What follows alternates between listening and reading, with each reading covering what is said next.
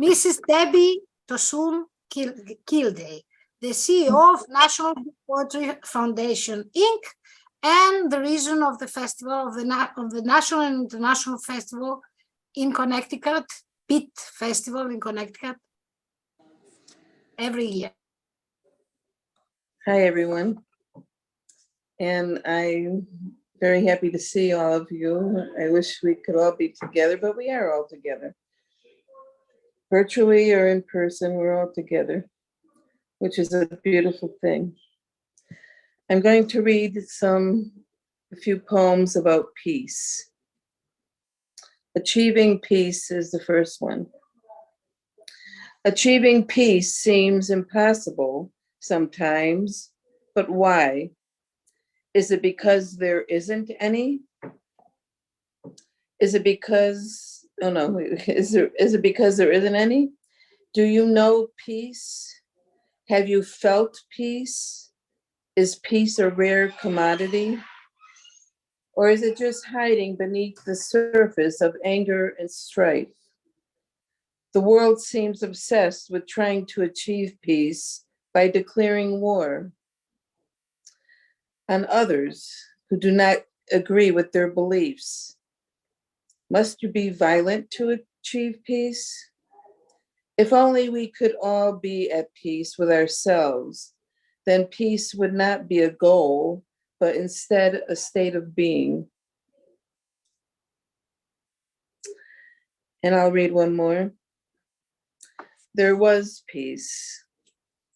The only peace I've known is while being alone in a quiet atmosphere, a state of tranquility of being.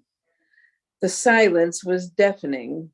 I accepted wholeheartedly my inner voice, telling me it's okay to listen and hear nothing. To not expect outcomes, to not focus on things, but instead to just be. The peace flowed through me and enveloped me. There was no conflict. There was no turmoil. There was no war. There was peace. Thank you.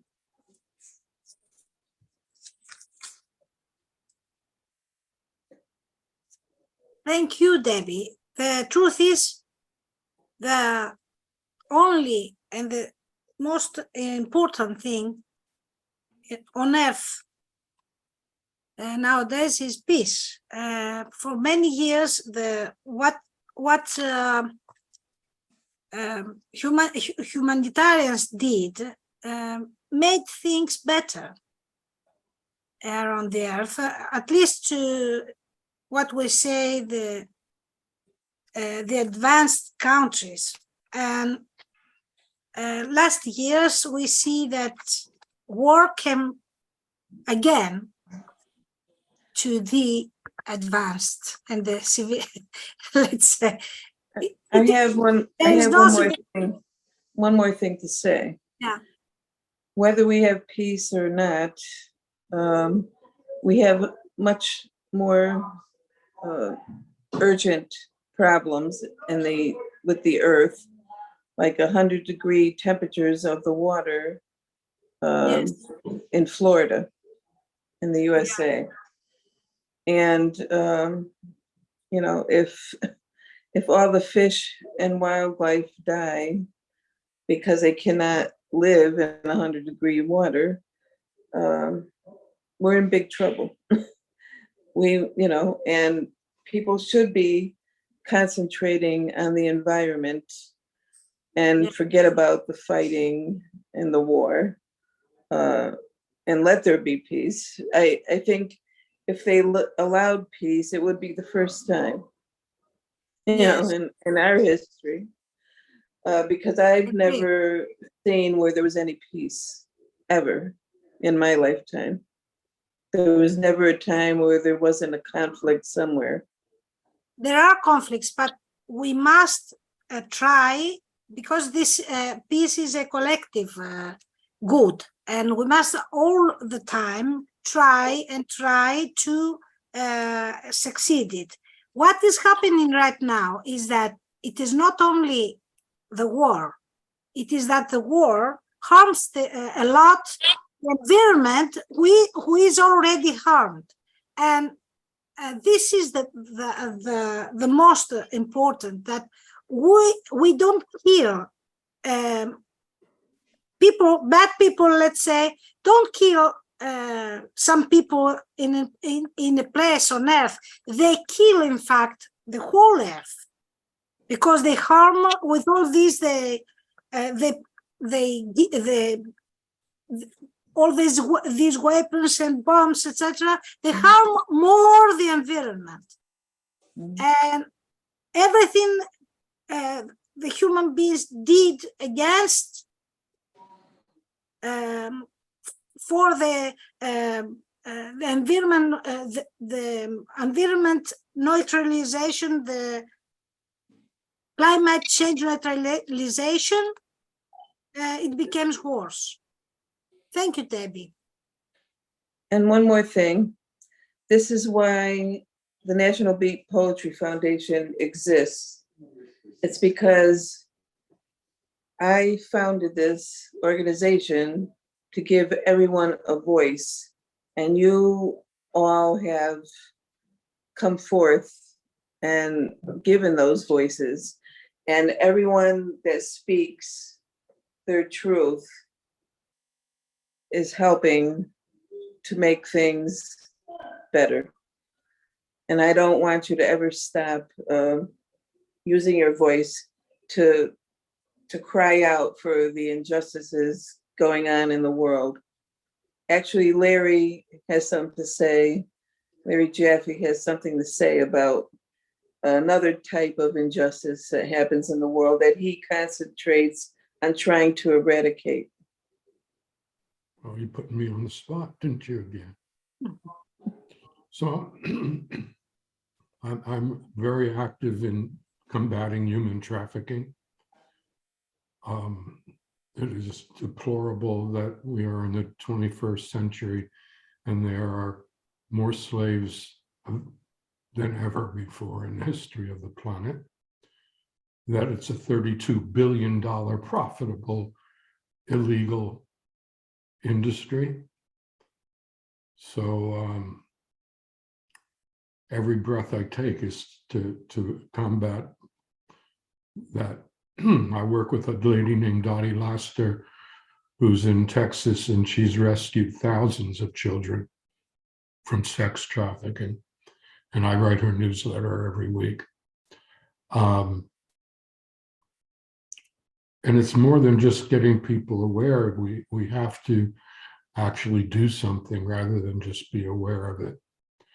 And the doing this involves monitoring our children and our friends' children, our children's children, when that comes down to that, and making sure that they're safe and don't buy illicit, how do I put it, illicit love and caring from somebody, say an online terminal, who is targeting them for grooming and then for sex trafficking. So it's just important to actually do something about it, not just be aware of it. I have a book called which will be coming out hopefully soon, which is the, what's my exact title these days? Oh, it's the Abolitionist Poetry Handbook.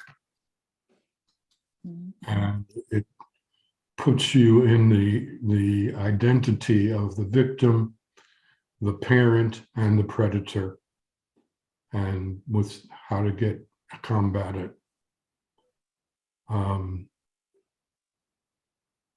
That's just what I do. But Deb, can I talk about Rebeat for a moment? Yes, you can. Yes.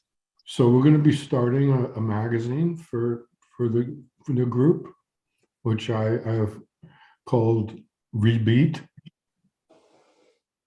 as my working title, and it'll be a multimedia publication online.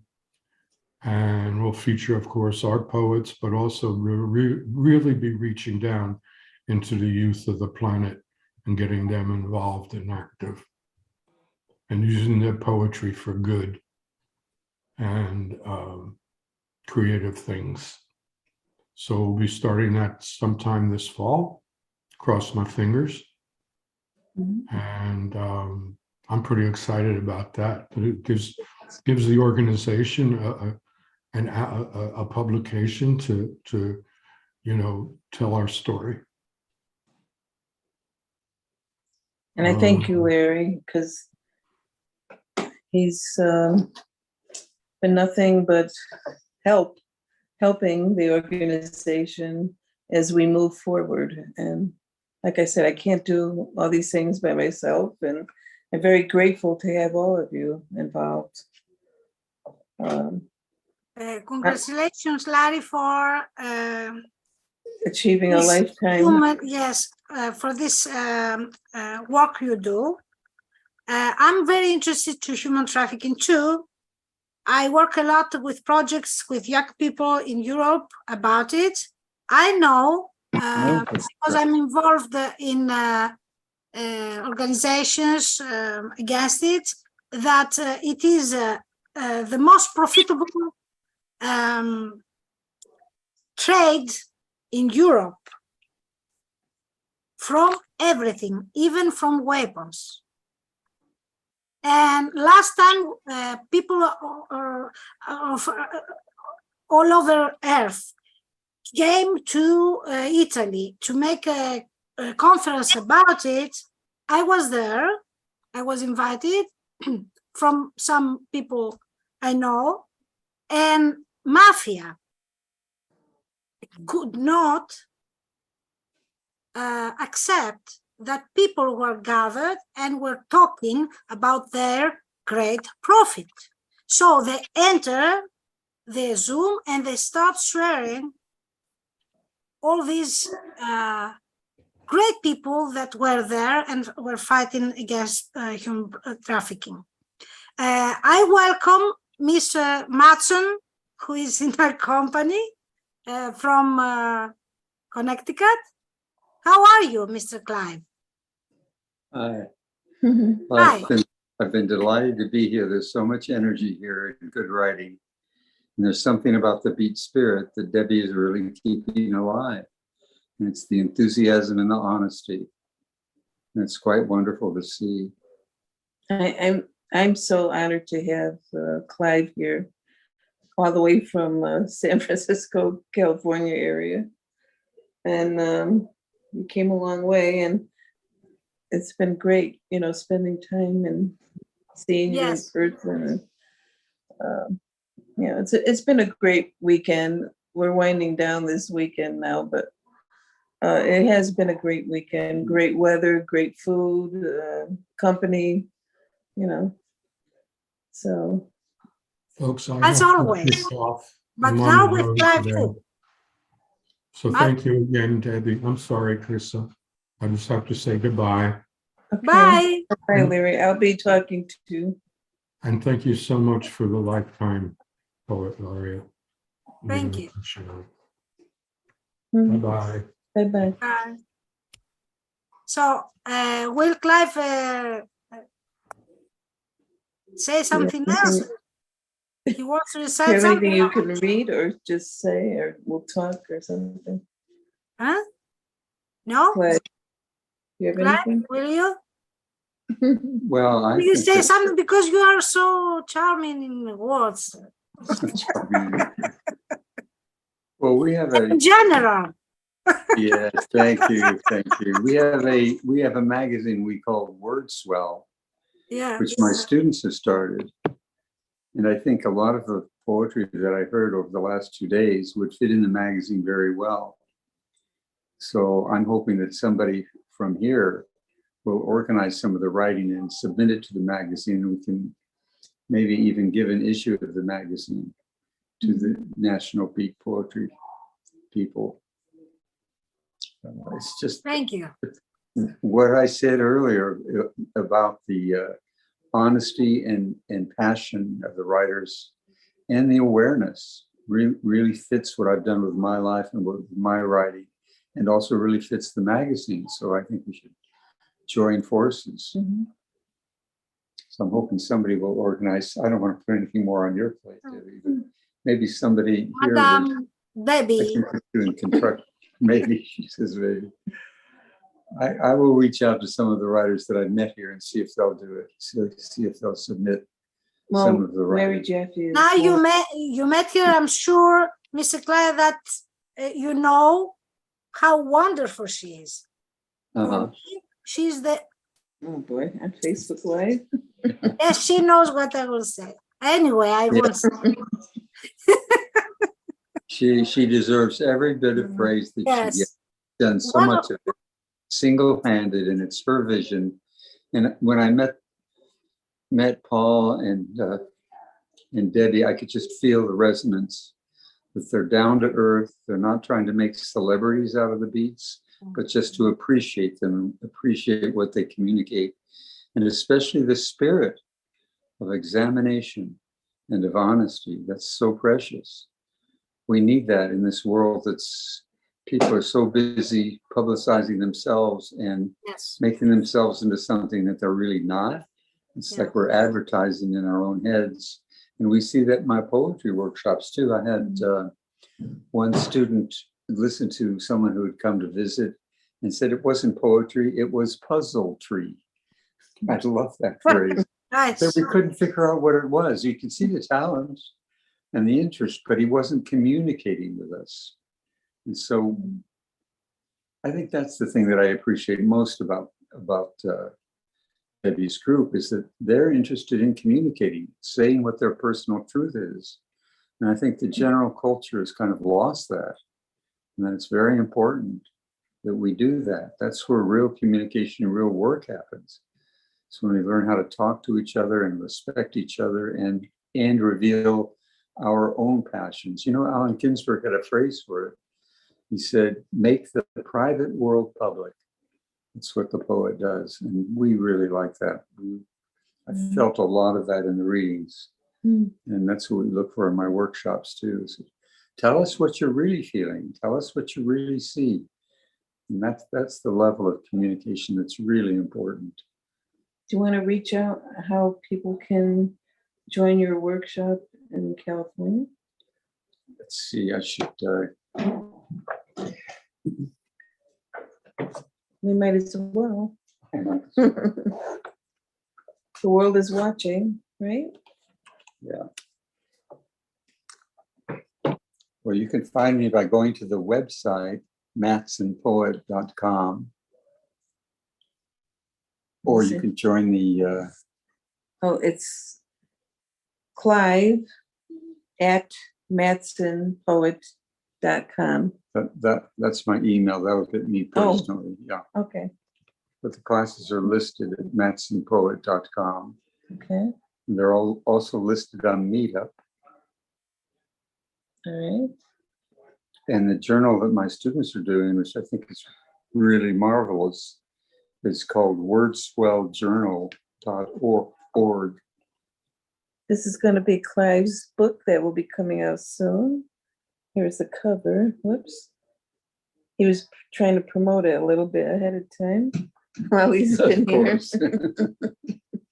Well, there's a story behind this cover. Is that I sent Debbie the manuscript and she said, do you want me to do the cover? Of course, I need all the help I can get. I said, yes. And in 2 days, she sent me this cover. And it's just perfect for the book. It's so good. Yeah, I had it upside down, but not right side up. And so that's Poems inside are greater. And the poems inside are greater. You read some ones, some of that, and it was wonderful about the world, etc. Yeah. It's really a masterpiece. That book. Yes, it is a masterpiece.